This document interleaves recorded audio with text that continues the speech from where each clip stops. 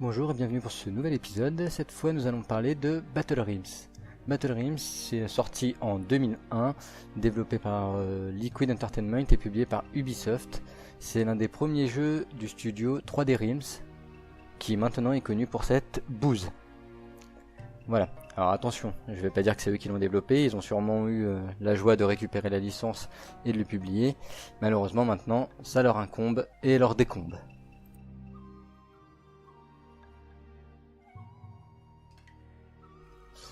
Il y a 4 clans et notre personnage peut en jouer 2. Commençons par ceux que nous ne pouvons pas jouer, donc il y a le Lotus, clan de sorciers rempli de soldats dégoulinants de poison et de mort. Le clan du loup, donc l'extension sortie en 2002, nous apprend que ce clan est un pacifiste et qu'il a fui en fait un cataclysme pour se retrouver sur les terres du clan du Lotus, allié au clan du serpent.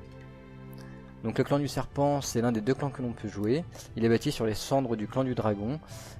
Et à la mort du seigneur dragon, ils sont devenus l'incarnation de la fourberie. Et le clan du dragon, c'est un clan maintenant disparu. Il était l'incarnation du bien et de la loyauté. On peut lui redonner vie dès le début du jeu.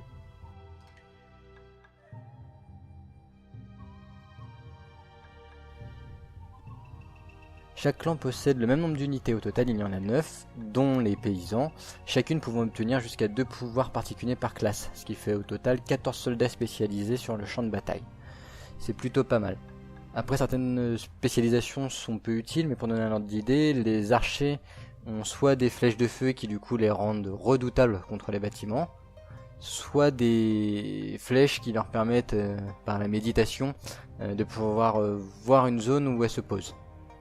Ce qui permet d'agrandir les champs de vision et ce qui est pas mal non plus.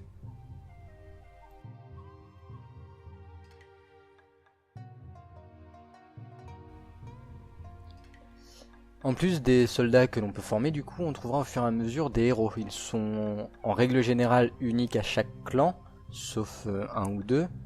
Et surtout, ils ne sont trouvables qu'une seule fois, c'est-à-dire que si on est passé à côté en début de partie, on ne pourra pas les retrouver après. Et bien sûr, ils ne sont pas indiqués. C'est pas dit quand vous rentrez dans cette zone, vous allez tomber sur tel ou tel héros. Son pouvoir c'est ci, son pouvoir c'est ça. Il est archer, il est cracheur de feu, il est esclavagiste, etc. C'est très très bien pensé et certains, au début, on comprend pas tellement leur puissance. Par exemple, je pense à Vetkin. Il est très faible au combat, il a pas l'air super puissant. Et en fait, il est super pratique quand on arrive en fin de partie, qu'on a oublié un bâtiment, il trace la route, trace toute une route sur la map en 2 secondes, parce qu'il court super vite et qu'il perd pas d'endurance.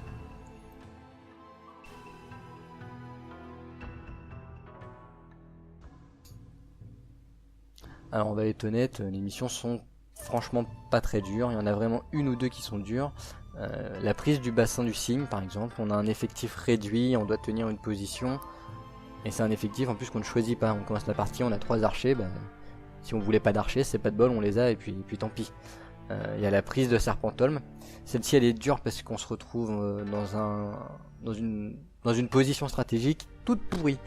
C'est genre on est au milieu de la map et en haut il y a un clan, à gauche il y a un clan, par en bas ça peut arriver. Enfin c'est vraiment pas pratique.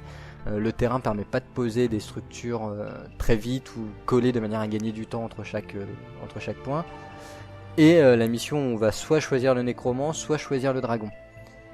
Elle est pas pratique parce qu'on a peu d'unités là encore une fois. Et le terrain est semé de petits pièges d'environnement.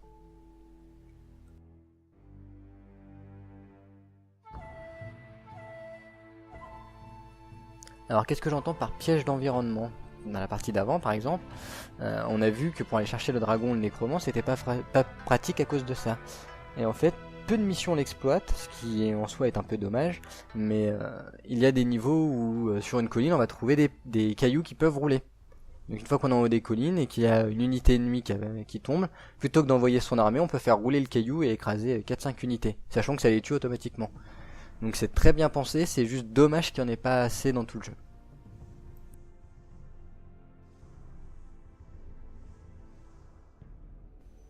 Ça va rejoindre ce que j'ai dit au début, mais elle est quasiment absente pendant 90% du jeu. On la ressent sur les 3 missions citées, et aussi à la fin, j'ai réessayé encore une fois là, impossible de battre ce dernier clan en étant dans le clan du dragon. J'ai essayé en facile, même là, on arrive à se faire rouler dessus. Je comprends pas comment c'est possible. Si des gens ont réussi, bah bravo à eux. Alors qu'en clan du serpent, on commence à une position stratégique nickel, on a de quoi poser toutes nos unités sur un petit passage, on roule tranquille. Mais alors en dragon, super dur, et c'est là où la difficulté a peut-être un souci. Au niveau de l'équité, au niveau des pics de difficulté dans le jeu, il y a peut-être un truc à revoir.